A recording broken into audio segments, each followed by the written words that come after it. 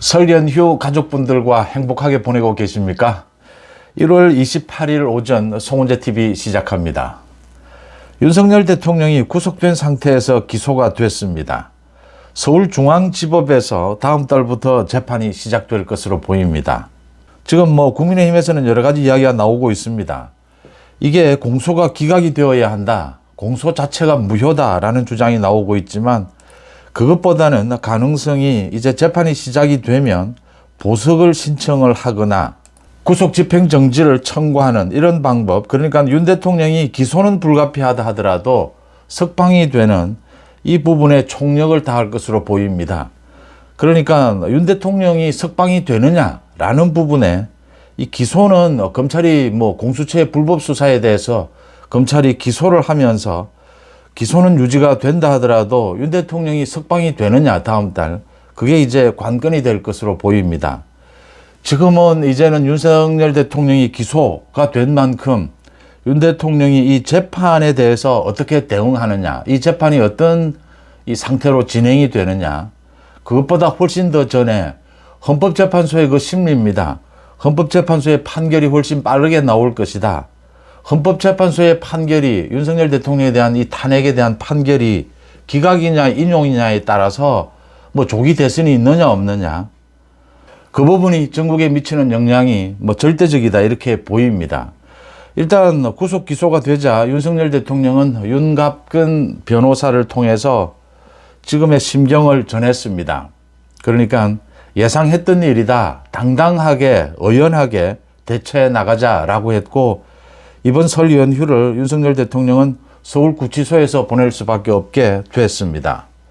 김건희 여사도 몸이 굉장히 안 좋은 상태여서, 건강이 안 좋은 상태여서 윤석열 대통령에 대해서 접견을 하지 못할 것으로 보입니다. 그러니까 지금은 이제 변호인을 제외한 모든 접견을 금지했는데 구속 기소가 되면서 접견은 허용이 됐습니다.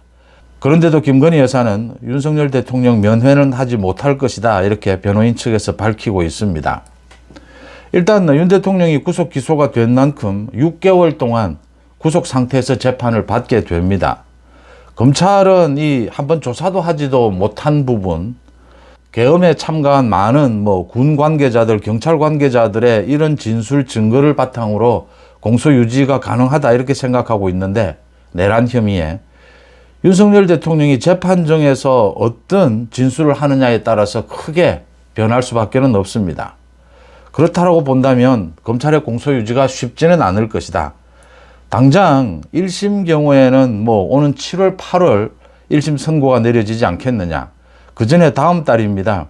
서울중앙지법에서 이제 재판이 시작이 되는데, 윤석열 대통령에 대한 내란 혐의, 이게 보강수사가 더 이상 진행되지는 못한다. 보강수사를 하지 못하도록 서울중앙지법에서 구속 연장 불허를 하면서 결정을 했습니다. 일단 다음 달에 있을 재판이 시작이 되면 윤석열 대통령이 보석을 신청하거나 구속 집행정지를 청구하는, 이게 어떤 결론이 날 것이냐. 현직 대통령에 대해서 내란 혐의 이 부분이 불확실한데도 또 제대로 된 조사도 하지 못하고 이렇게 구속해서 기소하는 것이 맞느냐. 이 부분에 대한 판결이 다음 달 처음으로 내려지게 된다. 이게 또 중요한 변곡점이 될 것이다 이렇게 보입니다. 헌법재판소의 윤 대통령에 대한 탄핵 심판입니다. 이 심리, 현재 헌법재판소는 다음 달 말 또는 3월 초에, 다음 달 중순까지는 이 재판 일정이 잡혀 있습니다. 다음 달 말이나 3월 초쯤에 판결을 내리는 것으로 하고 굉장히 서두르고 있습니다. 또 비어있는 한 명의 그 재판관도 임명을 하라라고 다음 달 3일 결정할 것으로 보이는데, 최상목 권한대행은 이 부분에 대해서도 부적절하다, 이렇게 서두를 일이 아니다, 그래서 좀 더 충분한 심리를 갖자라고 했는데 심리 딱 한 번 가졌습니다. 이 40억을 임명할 것이냐 말 것이냐. 헌법재판소에서 기각을 했습니다. 그렇게 해서 헌법재판소가 서둘러서 40억을 임명하라 이렇게 결정을 해도 최상목 권한대행은 버티고 임명하지 않을 가능성이 높습니다. 여야 합의가 되지 않은, 이건 국회의 관습법을 어긴 것입니다. 헌법재판소가 지금 이렇게 40여개 임명을 서두르고 있는 것, 민주당의 편을 드는 이렇게 편향된 재판관을 6명을 확보하겠다. 윤 대통령에 대한 탄핵을 인용하기 위해서는 6명이 필요합니다. 이렇게 6명을 확보하겠다라고 하는 그런 의도가 드러나기 때문에 이 부분에 대해서 최상목권한 대행이 거부하고 버티지 않을까 이렇게 일단 예상이 됩니다. 지금으로서는 가장 중요한 것이 윤 대통령이 이 헌법재판소의 심리에 대응하는 것입니다. 지금까지 국민의 여론에 좀 더 신경을 썼다면 이제는 법리 싸움에 조금 더 치중해야 한다. 윤 대통령이 헌법재판소 이 심리에서 이 탄핵이 기각이 되면 윤 대통령이 탄핵 기각으로 대통령직에 복귀를 하게 되면 이 전국은 또 한 번 뒤집어진다라고 하는 것입니다. 그래서 지금까지는 뭐 좀 여론에 보수 우파 이 지지층 결집에 좀 더 신경을 썼다면 이제는 그런 요소는 좀 뺀 다음에 그런 요소가 법리 싸움에는 도움이 되지 않는 경우도 있습니다. 그래서 윤 대통령이 법리 싸움에 더 치중해야 한다. 이 비상계엄이 내란 혐의는 아니다라는 부분, 거기에 불법 위헌 요소는 뭐 정말 최소화하기 위해서 윤석열 대통령이 노력했다. 이런 점이 가장 도움이 될 겁니다. 핵심적인 것은 국회 기능을 마비시키려고 했느냐 아니냐라는 부분에 대한 입증입니다. 지금 지지율은 전체적인 지지율 추세를 보면 뭐 여야의 지지율이라든지 윤 대통령에 대한 탄핵 기각 인용이라든지 민주당의 지지율, 이재명에 대한 지지율, 또 이재명과 여당 후보들 이 1인 가상 대결입니다.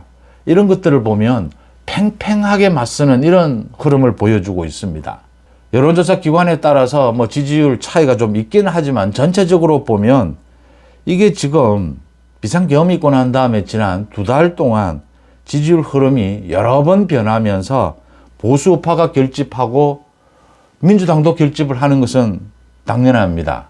양측이 이렇게 지지층이 결집을 하면서 대통령 선거를 방불케 하는 좌파 우파가 모두 결집을 하는, 그래서 박빙의 승부로 가는 이런 지지율 추세를 보여주고 있습니다. 그렇다면 50%를 목전에 두고 국민의힘 지지율, 민주당 지지율이 이제 박빙의 승부로 가는 이런 모양새가 될 것이다. 그래서 윤 대통령이 지금부터는 이제 윤 대통령 자신의 석방, 그 다음 이 헌법재판소의 심리, 여기에 대응을 해서 법리 싸움에 더 치중해야 할 때다. 보수 우파의 결집, 이 부분도 노리고 법적인 대응, 이렇게 해갔던 것입니다. 이 법적인 대응에도 두 가지가 또 있었습니다.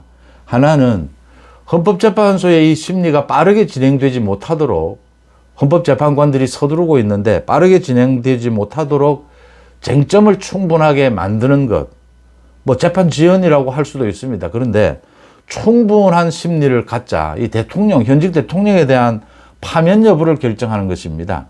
이 전략이 하나가 있었고 또 하나는 내용면에서 비상계엄이 불법이 아니다, 위헌이 아니다 라는 부분을 밝히는 것도 있었습니다.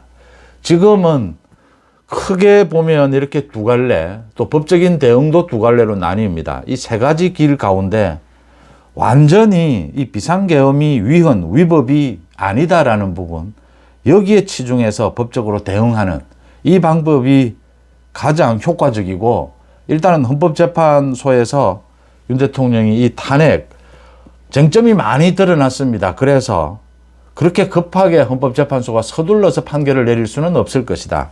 이제는 이 탄핵을 기각시키는 이 방법에 치중해야 할 때다라고 읽힙니다. 뭐 여론조사입니다. 국민들의 지지율은 이제는 대선 국면으로 팽팽하게 맞서는, 여야가 맞서는 박빙의 승부를 펼치는 이런 흐름을 보여주고 있다라고 하는 점입니다. 송재TV 마칩니다. 고맙습니다.